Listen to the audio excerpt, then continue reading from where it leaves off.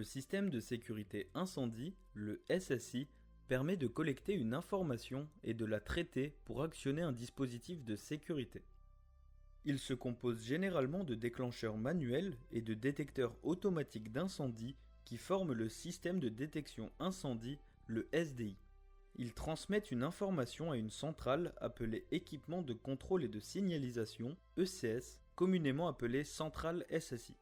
Cette centrale traite les informations et les envoie au centralisateur de mise en sécurité incendie, le CMSI, qui déclenche l'alarme gérée par l'unité de gestion d'alarme, UGA. Le centralisateur de mise en sécurité peut actionner différents dispositifs en plus de l'alarme, comme la fermeture de portes coupe-feu, le déverrouillage des issues de secours ou le désenfumage. Voyons comment cela fonctionne en situation réelle. Un départ de feu se déclenche dans un local du bâtiment. Il existe deux cas possibles. Dans le premier cas, le foyer est détecté par l'humain. Cette personne devra alors appuyer sur le déclencheur manuel situé à la sortie la plus proche du bâtiment, ce qui enverra l'information du déclenchement manuel DM à la centrale SSI. Dans le deuxième cas, ce sont les détecteurs automatiques, généralement des détecteurs de fumée, qui se déclenchent et envoient l'information DAI pour détection automatique incendie à la centrale SSI. Sur la centrale SSI, des voyants rouges s'allument indiquant le déclenchement manuel DM ou la détection automatique incendie DAI. On observe également un voyant rouge lorsque l'alarme feu est en route. En fonction des centrales, les informations apparaissent sous la forme de voyants, mais ceux-ci peuvent être complétés ou remplacés par des écrans. La zone de déclenchement ou de détection est également identifiable sur la centrale. Lorsque plusieurs détecteurs incendie envoient une information à la centrale, elle indiquera tous les détecteurs ayant transmis cette information et les différentes zones concernées. Un plan du bâtiment avec ces différentes zones est affiché à côté de la centrale. Dans les deux cas, la centrale SSI, après avoir collecté et traité les informations transmises par les détecteurs ou les déclencheurs, informera le personnel surveillant le SSI par des bips et voyants. Elle actionnera automatiquement les dispositifs de sécurité associés au CMSI, comme le déclenchement de l'alarme incendie.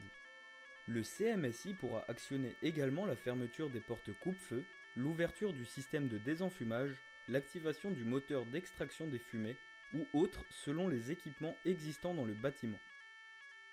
L'alarme émise par les diffuseurs sonores retentira durant 5 minutes minimum.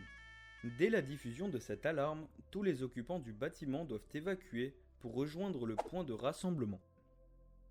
Attention, ce système n'appelle pas les secours à votre place.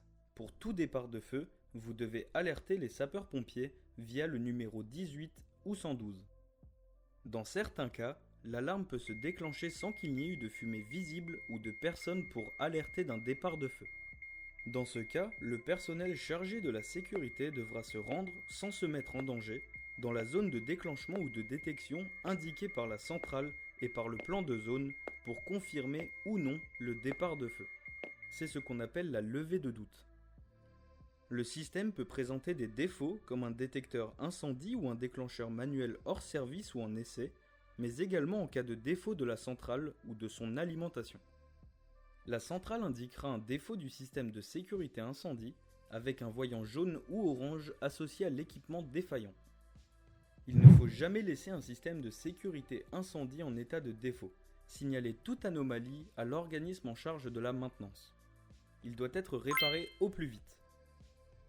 En attendant les réparations, des mesures compensatoires doivent être mises en œuvre à la place des fonctions perdues. Par exemple, la mise en place de rondes de surveillance pour pallier la perte de la fonction détection incendie.